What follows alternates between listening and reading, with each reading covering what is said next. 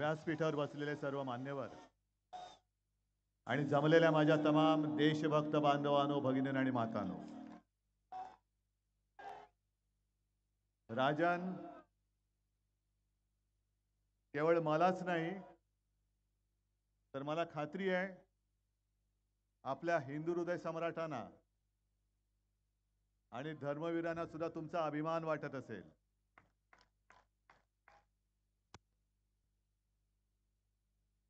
कारण ठाणे आणि शिवसेना, शिवसेनेचे ठाणे, ठाण्याची शिवसेना,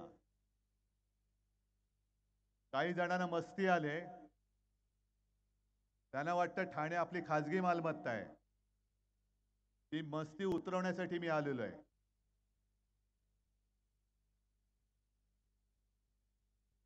आणि आज मला खात्री पटली की केवळ मी एकटाच नाही तर तुम्ही सगळे त्याचसाठी आलेला आहात.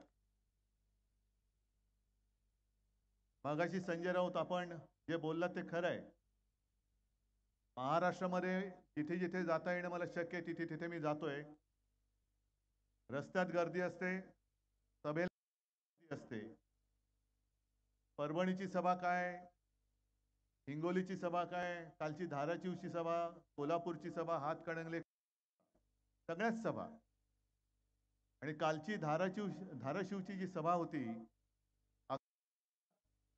अंगावरती रोमांच यावा, लाखो लोक,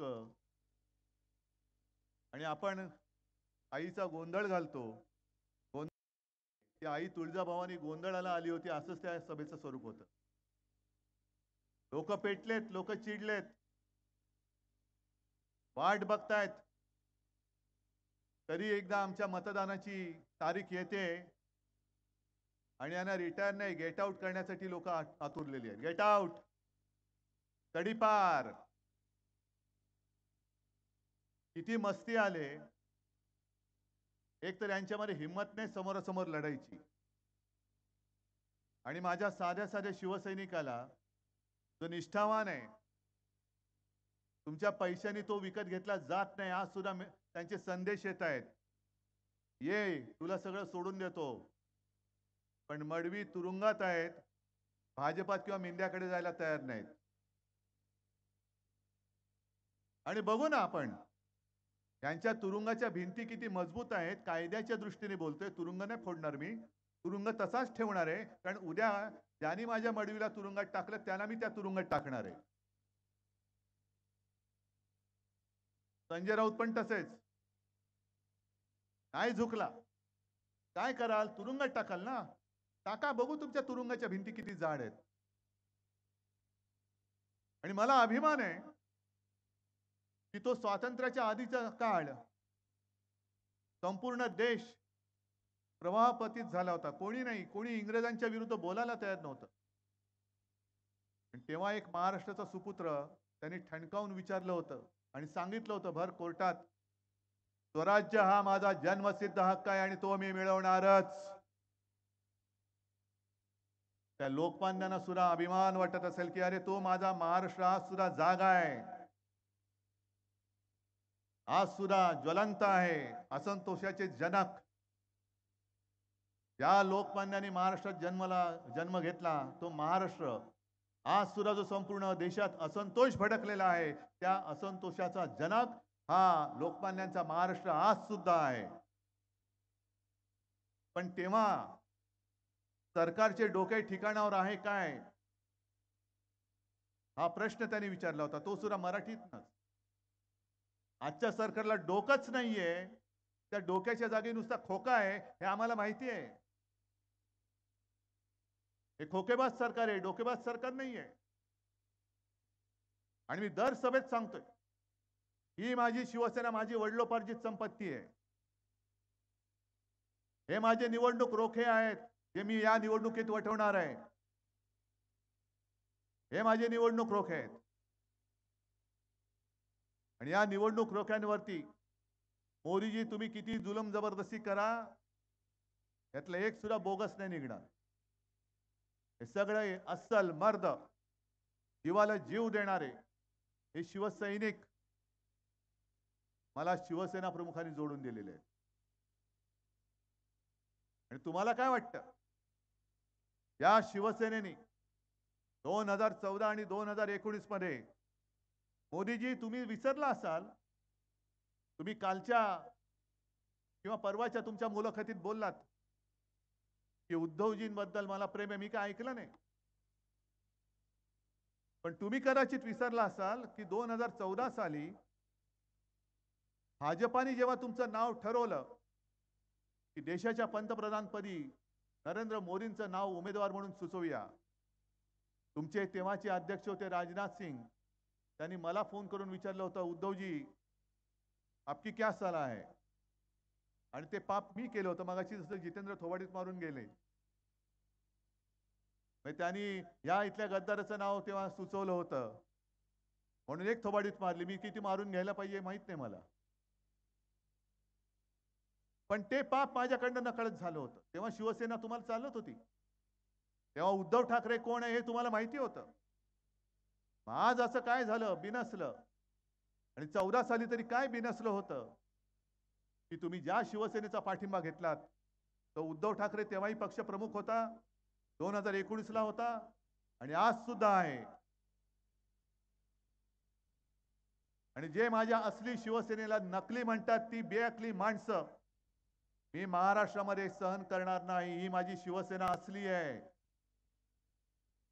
आमचं नाणं खणखणीत आहे, ठणठणीत आहे. मोदींसारखं तकलादू नाहीये. मोदींचं नाणं महाराष्ट्रामध्ये चालत नाही, म्हणून तुम्हाला माझ्या वडिलांचा फोटो बाजूला लावावा लागतोय. एक काळ असा होता, हे आपल्याला हिणवत होते की तुम्ही जे काही निवडून आलात, तुमचे जे काही खासदार आले निवडून, ते तुम्ही मोदींचे फोटो लावले होते म्हणून निवडून आले. मग मी माझ्या वडिलांचा फोटो लावून निवडणूक लढतोय.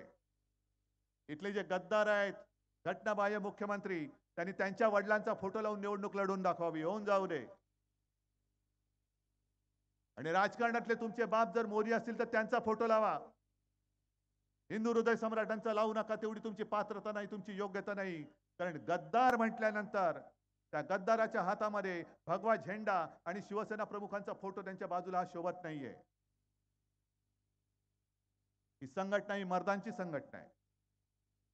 आजपर्यंत तुमच्या सगळ्या गोष्टी आम्ही सहन करत आलो. आता अचानक तुम्ही जे काही सांगता आहात, तुम्ही लोकांमध्ये संभ्रम निर्माण करताय. माझ्या कोणाच्या लोकांमध्ये संभ्रम नाही झाला, पण भाजपच्या लोकांमध्ये संभ्रम झालाय की नेमकं उद्धव ठाकरेचं करायचं काय. आणि आज तिकडे आपल्या सीमा असुरक्षित आहेत. लेह लडाख मध्ये पेटलेलं आहे, मणिपूरमध्ये पेटलेलं आहे. काल परवाकडे काश्मीरमध्ये पुन्हा हल्ला झाला. का हो, तुम्ही 370 कलम काढलत ना. मध्ये अमित शहा येऊन गेले आणि बोलून गेले की आम्ही 370 कलम काढलं, त्याच्याबद्दल उद्धव ठाकरेंचं काय मत आहे. अहो, तुम्हाला मी जाहीर पाठिंबा दिला आहे, कारण काश्मीर हा माझ्या हिंदुस्थानचा अविभाज्य घटक आहे, तो तोडू शकत नाही कोणी, म्हणून आम्ही तुम्हाला पाठिंबा दिला. पण त्याच काश्मीरमध्ये जवानांवरती आजही हल्ले होत आहेत. पण 10 वर्ष तुम्ही खुर्च्या उभवताय, अजूनही माझा काश्मीर हा सुरक्षित तुम्ही का करू शकला नाहीत.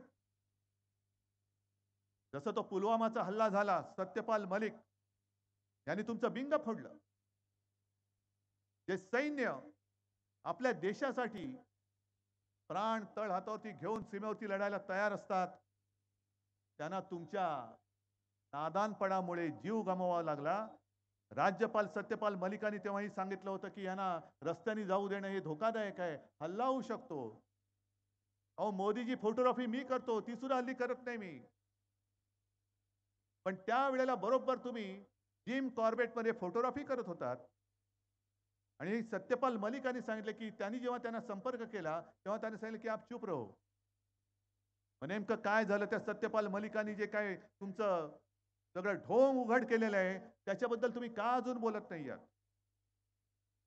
काय असं तुम्ही नेमकं देशासाठी केलं तरी काय. आमच्यावरती तुम्ही बोलता. मगाशी माझी रायगडमध्ये सभा झाली अलिबागला. आता मोदीजी काय करतायत तुम्ही कधीतरी पाहिले. महागाईवरती बोलताना, बेकारीवरती बोलताना पाहिले, महिला सुरक्षितता त्याच्याबद्दल बोलताना पाहिले नाही, नोकऱ्यांबद्दल बोलताना पाहिले नाही. पण आता परत त्यांनी धर्माधर्मात मारामाऱ्या लावायच्या आणि आजची जाहिरात जी आहे ही जाहिरात 10 वर्ष सत्ता भोगल्यानंतर बेअकली जनता पार्टी, भेकड जनता पार्टी, कमळाबाई ही अशी जाहिरात करते, तुमच्या मताने कुठे जल्लोष व्हायला हवा आहे, भारतात की पाकिस्तानात? ओ मोदीजी, तुमच्या पराभवाने माझ्या भारतामध्ये जल्लोष होणार आहे, भारतामध्ये अख्खा भारत जल्लोष करणार आहे. आणि पाकिस्तान कशाला जल्लोष करेल? कदाचित असा त्याचा अर्थ असेल की भाजपला मत दिलं तर पाकिस्तानात जल्लोष होईल. कारण नवाज शरीफचा वाढदिवसाचा केक खायला न बोलवता कोण गेलं होतं? कोण गेलं होतं? मोदीजी गेले होते ना.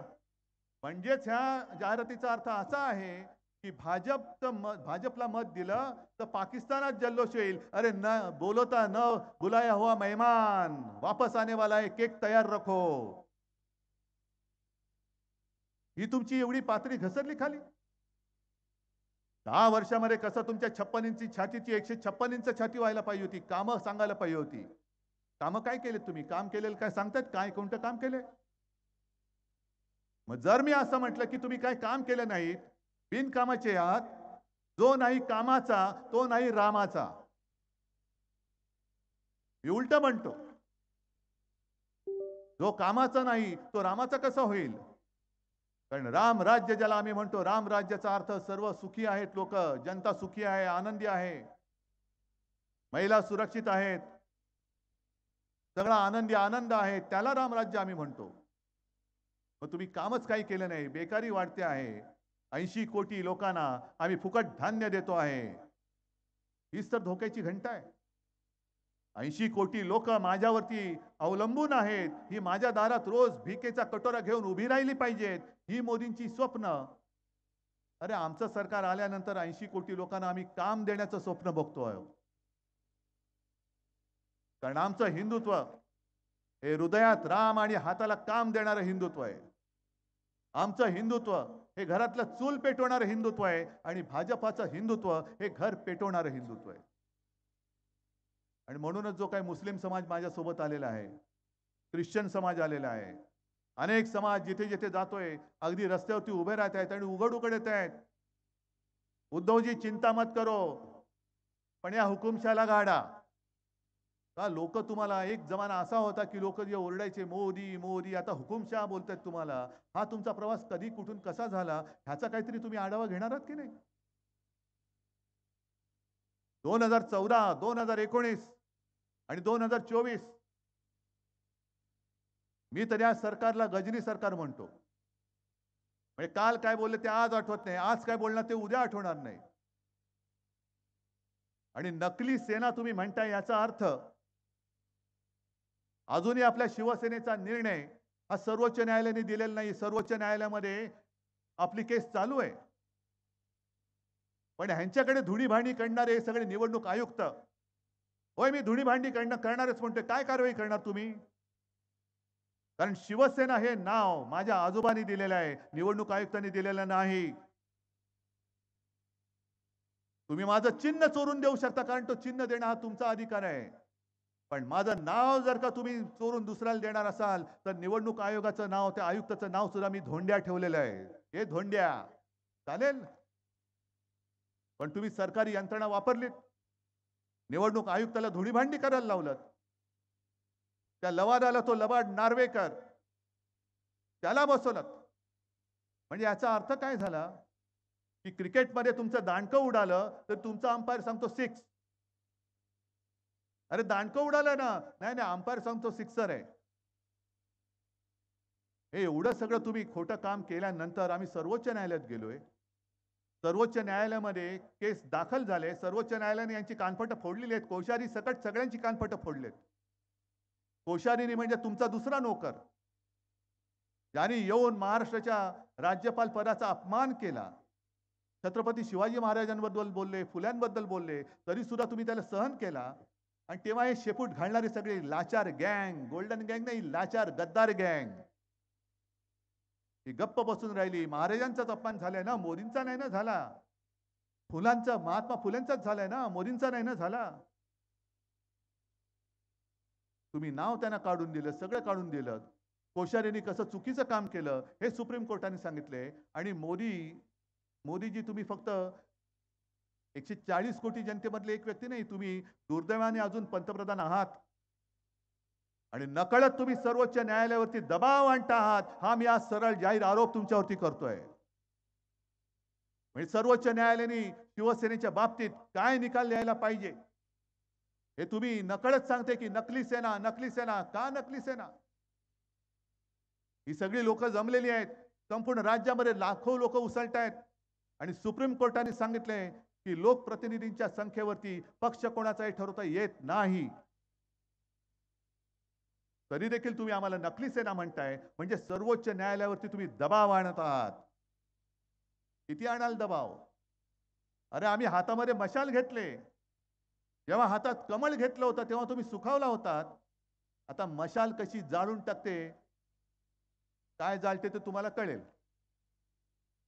आणि तुम्ही माझा धनुष्यबाण चोरलात.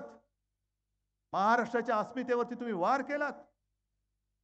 शिवरायाच्या पवित्र भगवेला तुम्ही गद्दारीचा कलंक लावलात. तुम्ही माझं धनुष्यबाण काढून तुम्ही गद्दाराला दिलं. आता हा महाराष्ट्र तुमची पंतप्रधान पदाची खुर्ची खाली केल्याशिवाय राहणार नाही. खुर्ची तुमची खेचून घेतल्याशिवाय महाराष्ट्र स्वस्थ बसणार नाही. आणि ही ताकद महाराष्ट्र दाखवू शकतो. महाराष्ट्रामध्ये 48 जागा आहेत. 48च्या 48 जर आपल्या महाविकास आघाडीच्या निवडून आल्या तर पहिलं तिथेच त्यांचं सरकार गडगडतंय. इकडेच गडगडतंय. हे काम एकटा महाराष्ट्र करू शकतो. जर आपण ठरवलं. आजपर्यंत ज्या निवडणुका झाल्या त्याच्यामध्ये तर संपूर्णपणे मला माहिती आहे की या भाकड जनता पक्षाची जागा येत नाही निवडून. पण आता उद्या परवाचा एक टप्पा आहे, परत एक टप्पा आहे, त्याच्यानंतर एक टप्पा आहे. या टप्प्यामध्ये जर तमाम महाराष्ट्राने ठरवलं की या कमळाबाईला एक सुद्धा जागा द्यायची नाही तर मोदींचं सरकार असंच महाराष्ट्रामध्येच गाडून टाकतोय आपण. ही महाराष्ट्राची ताकद आहे. आजपर्यंत आम्ही तुम्हाला भरभरून दिलं. 40, 41, 42 खासदार हे एकट्या महाराष्ट्राने तुम्हाला दिलं. म्हणून मोदीजी तुम्ही त्या खुर्चीपर्यंत पोहोचू शकलात, त्या खुर्चीवरती बसलात. पण एवढं महाराष्ट्राने सगळं भरभरून दिल्यानंतर तुम्ही माझा भरलेला महाराष्ट्र ओरबाडायला लागलात. आम्ही काय मागत होतो तुमच्याकडे?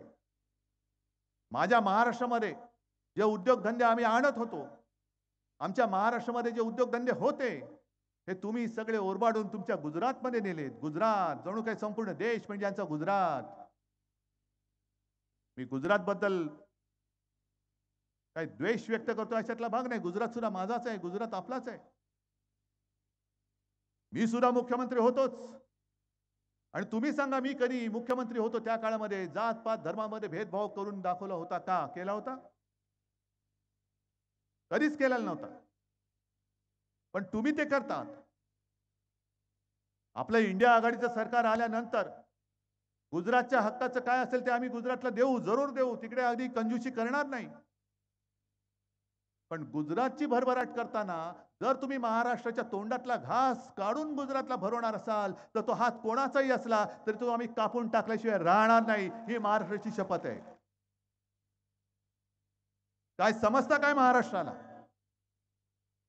आता राजन तुम्ही गाणं लॉन्च केलं, खरंच कौतुक आहे. त्या शिवसैनिकांचं कौतुक आहे. तुमचं आधीचं सुद्धा गाणं मला फार आवडलं, लोकांना सुद्धा फार आवडलेलं आहे. आणि शिवसेनेचं एक गाणं आपण सादर केलं. निवडणूक आयोगाला सादर केल्यानंतर त्यांनी एक असं आळ करून दिलं एका शब्दाभोवती. कोणता शब्द? जरा जोराने. अजून. जय भवानी, जय शिवाजी. हा महाराष्ट्राबद्दलचा आकाश. आम्ही जय श्रीराम आम्ही बोलतो, बजरंग बली की जय आम्ही सुद्धा बोलतो. आमचे सुद्धा ते देव आहेत. पण भवानी माता ही आमचा आत्मा आहे. भवानी माता आमचा आत्मा आहे. आणि हा भटकता आत्मा नाही. या मातीमध्ये तेज जन्माला घालणारा तो आत्मा आहे. अरे ज्या तेजाने जो औरंगजेब इकडे आला होता तो राज्य काबीज करायला, त्याला वाटलं होतं छत्रपती शिवाजी महाराज नाही आहेत. संभाजी महाराजांना दगाबाजी करून हाल हाल करून त्यांची हत्या केली. आता महाराष्ट्र संपला, पण त्याला महाराष्ट्राचं पाणी कधी कळलं नाही. 27 वर्ष महाराष्ट्राची झुंजला. आग्र्यावरनं जो आला 27 वर्षात महाराष्ट्रामध्ये राहिला, पुन्हा त्यांनी आग्रा कधी पाहिला नाही. हे महाराष्ट्राचं वैशिष्ट्य आहे. तेव्हा मोदीजी तुम्ही सभा घेताय, घ्या. माझं तर म्हणणं आहे 27 सभा घ्या, 270 सभा घ्या, 400 पार सभा घ्या आणि महाराष्ट्र जिंकून दाखवा. या 400 पार सभा महाराष्ट्रामध्ये घ्या, गल्ली बोळामध्ये जा, अगदी या मैदानात येऊन सुद्धा सभा घ्या आणि महाराष्ट्र जिंकून दाखवा. महाराष्ट्र एक तर कोणावरती वार करत नाही. कोणी प्रेमाने मिठी मारली तर तो सुद्धा प्रेमाने आलिंगन देतो.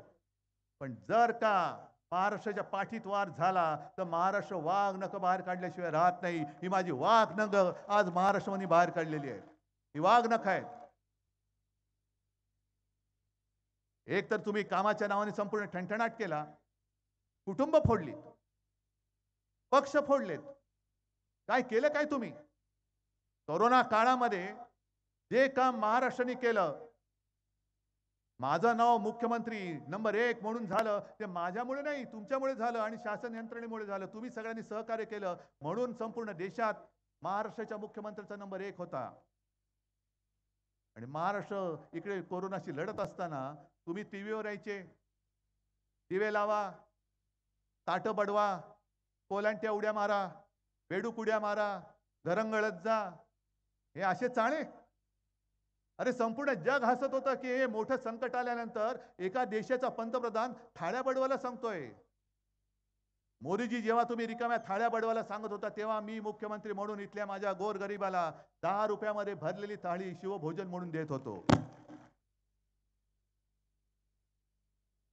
मोदीजी ज्या वेळेला तुमच्या गुजरातमध्ये सार्वजनिक चिता पेटल्या जात होत्या, तुमच्याच काळातल्या तुमचंच उत्तर प्रदेशमधलं सरकार आहे, त्या सरकारमध्ये गंगेमध्ये प्रेत बेवारशासारखी फेकून दिली जात होती, तेव्हा मी आणि माझं महाविकास आघाडीचे सगळे सोबती एकाही शवाची आम्ही कुठेही विटंबना होऊ न देता त्याला जेवढं काही करता येणं शक्य असेल ते सगळे संस्कार करून आम्ही दहन करत होतो किंवा दफन करत होतो.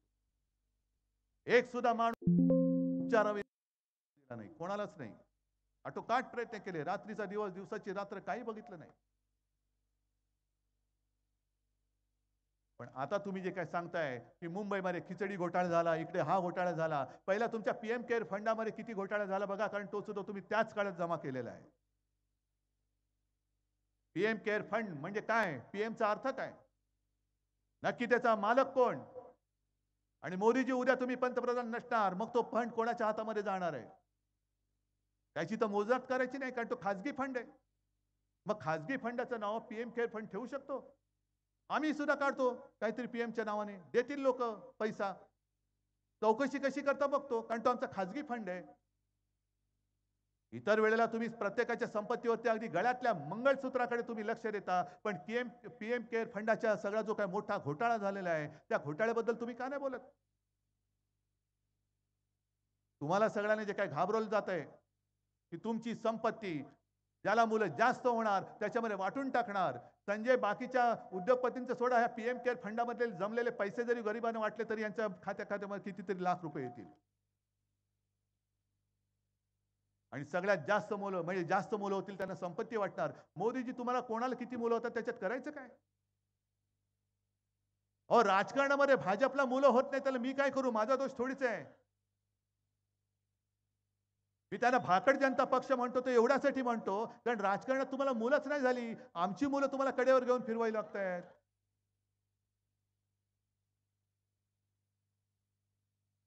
पण तुम्ही नेत्या तेवढी घेऊन जा, आमच्याकडे मुलांची कमतरता नाही, आमच्याकडे मुलं होतच असतात. उलट घेऊन जाल तेवढी बरी, नवीन मुलं आणखीन तयार होत आहेत. कारण हा निसर्गाचा नियम आहे. निसर्गाचा नियम आहे. ही पानं सुद्धा, सडलेली पानं ही झडलीच पाहिजेत. ती झडल्यानंतरच पुन्हा त्या फांदीवरती अंकुर फुटतात. तसे अंकुर माझे आता फोफावून वर आलेले आहेत. अंकुर फोफावून वर आलेले आहेत. अरे तुम्ही काय तोडाल? फुलं तोडाल, पानं तोडाल, पण माझ्या शिवसेनेची मुळं जी खालपर्यंत घुसलेत ती तुम्हाला उपटता येणार नाही. अजिबात नाही. तुमची 52 काय 152 कुळं उतरले तरी तुम्हाला ती मुळं उपटून नाही टाकता येणार. आणि ही लढाई ही गद्दारीच्या विरुद्ध तर आहेच, पण वचननामा म्हणून मी जे काय वचन तुम्हाला दिलेले आहे, जास्त नाही दिले मी.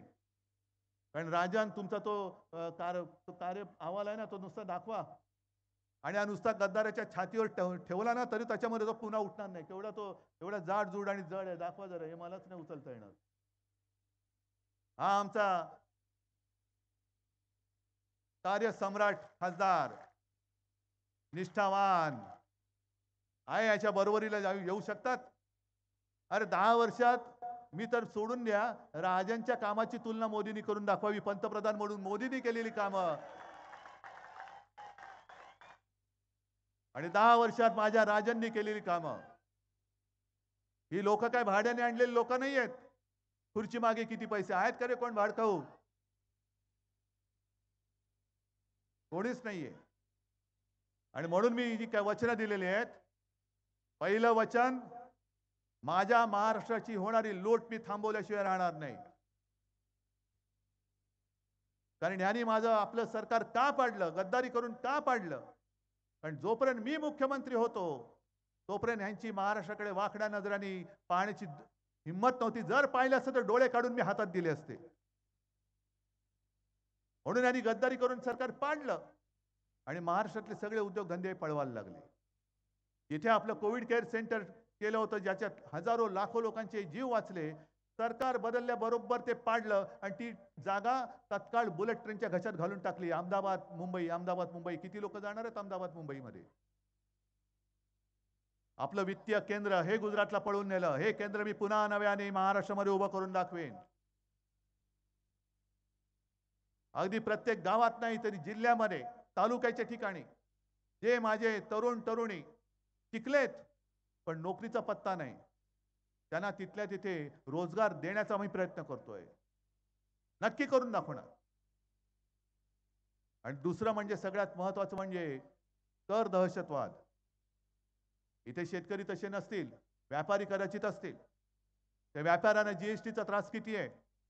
जरा एक कुठेतरी काही चूक झाली की सरळ उचलून तुरुंगात. म्हणजे भ्रष्टाचार करतायत त्यांना क्लीन चिट. 70,000 कोटीचा घोटाळा, क्लीन चिट आणि उपमुख्यमंत्री. विमान घोटाळा, क्लीन चिट आणि पुन्हा राज्यसभा. आदर्श घोटाळा, राज्यसभा. म्हणजे मी आता साधारणतः हिशोब लावतोय, 70,000 कोटीचा घोटाळा केलेला उपमुख्यमंत्री, तर मुख्यमंत्र्याचा घोटाळा किती असेल? मुख्यमंत्र्याचा घोटाळा किती असेल? भ्रष्टाचारी ते तुका मेळवावा, भाजपा पक्ष वाढवावा, अशी यांची चालवली आहे. आणि नवीन काही ज्या गोष्टी आहेत, जसं महाराष्ट्राला नेहमी शूरांचा अभिमान असतो. शूरामी वंदिले. भाजप म्हणते चोरामी वंदिले. मैं अकेला सब पे भारी, आजूबाजूला भ्रष्टाचारी. ही अशी घाणेरडी आता लोक नकोयत आपल्याला.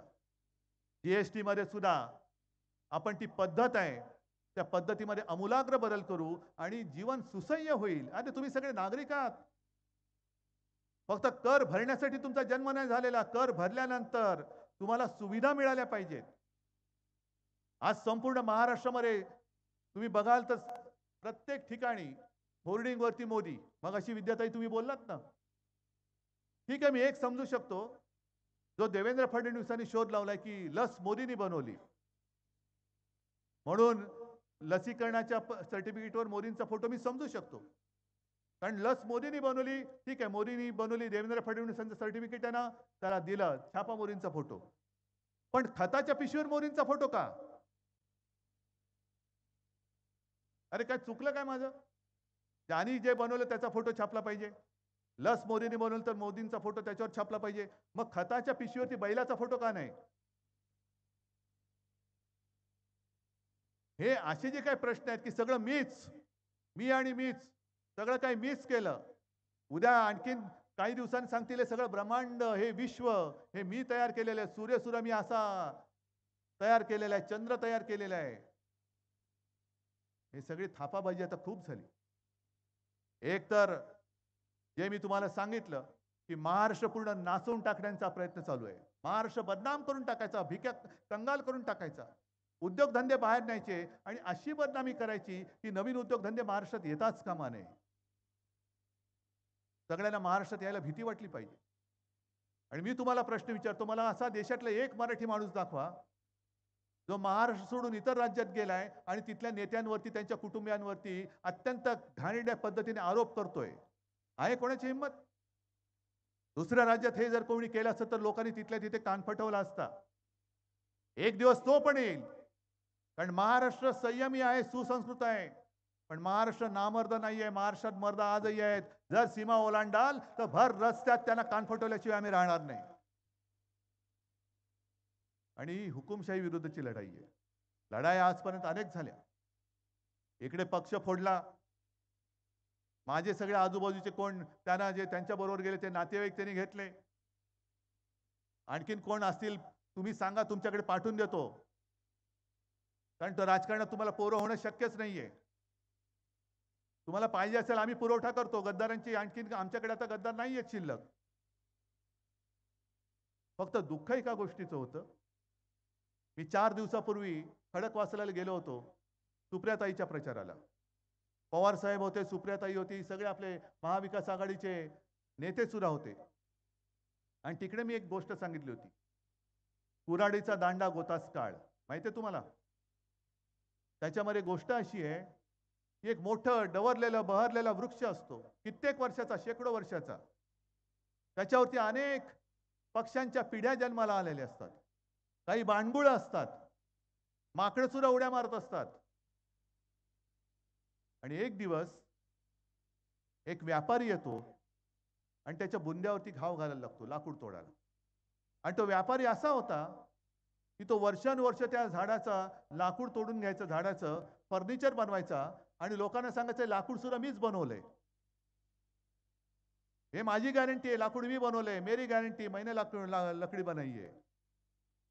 मग तो घाव घालायला लागल्यानंतर सगळे पक्षी थरारतात. अरे काय चाललंय? माकडं चित्कारायला लागतात. मग त्यातला एक पक्षी त्या झाडाला विचारतो, आजोबा तुम्हाला त्रास होत असेल ना, वेदना होत असतील ना? आणि त्या झाडाने सांगितलं की बाळा वेदना होत आहेत ठीक आहे, मला तो घाव घालतो त्याच्या वेदना होत नाही, पण तो व्यापारी जो बाहेरून आलेला आहे तो जी कुऱ्हाड वापरतोय त्या कुऱ्हाडीचा दांडा माझ्या लाकडापासून बनवलेला आहे. हे व्यापारी आपलेच दांडे त्यांची कुऱ्हाड लावून चालवत आहेत. त्या दांडक्यांना कळत नाहीये, अरे तुमचं नुसतं दांडकं नाही आपटत, त्याला कुऱ्हाड लावलेली आहे आणि ती माझ्या महाराष्ट्राच्या मुळावरती ते मारतायत. ते महाराष्ट्राची अस्मिता जपणाऱ्या शिवसेनेच्या मुळावरती ते मारतायत. आणि ही असली दांडकी ही मोडायची नाही तर काय करायची? ही दांडकी मोडलीच पाहिजेत. गद्दारांना गाडलंच पाहिजे. गद्दारांना गाडा ही नुसती घोषणा असता कामा नये. ही शिवसेना ठाण्याची शिवसेना. आणि आनंद दिघेंचं जे वाक्य होतं, गद्दारांना क्षमा नाही, बरं झालं ते वाक्य त्या चित्रपटाच्या निमित्ताने का होईना आणि स्वतःला कळून घ्यायला पाहिजे. ते आता ठाणेकर करून दाखवणार, गद्दारांना क्षमा नाही.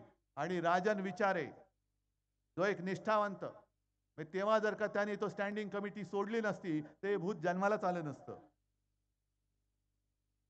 थोडी काहीतरी जनाची नाहीतरी मनाची ठेव. तुझ्यासाठी कोणी कोणी मेहनत केले, सगळं काही मीच केलं. उद्या धर्मवीर सुद्धा जातील आणि हे लागतील दाढीवाले. नाही, आनंद दिघेंची जागा तुम्ही घेऊ शकणार नाही, कोणी घेऊ शकणार नाही. आनंद दिघे हे शिवसेना प्रमुखांचे अत्यंत कडवट, कट्टर, निष्ठावान.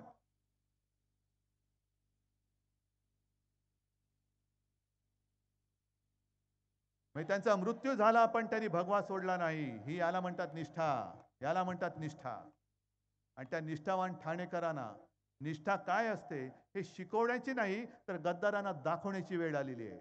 आणि म्हणून मी तुम्हाला सगळ्यांना विनंती करत नाहीये, तर मला खात्री आहे की राजनचा विजय तर होणार आहेच, पण राजनचा विजय मला असा तसा नकोय. गद्दारांना पूर्ण डिपॉझिट जप्त करून मला तो विजय पाहिजे. फक्त गोंधळू नका. धनुष्यबाण चोराच्या हातात आहे. आपली निशाणी काय आहे? नक्की हातामध्ये मशाल घेऊन हा जो हुकुमशाह सूर आहे त्याच्या बुडाला धग लावायची. आता बुडाला हुकुमशाह सुराच्या. कोण हुकुमशाह सूर? ज्याचं त्यांनी समजून घ्यायचं.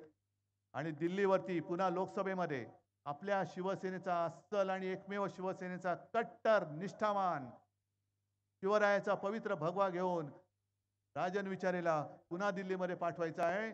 धन्यवाद. जय हिंद, जय महाराष्ट्र.